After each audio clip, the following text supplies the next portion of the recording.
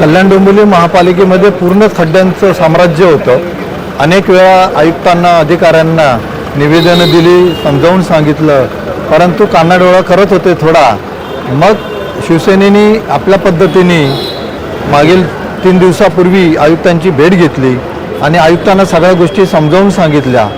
पाणी प्रश्न आणि रस्त्याचे खड्डे या संदर्भात त्यांनी आम्हाला आश्वासन दिलं होतं की पाऊस थांबला की आम्ही 2च दिवसामध्ये काम सुरू करू।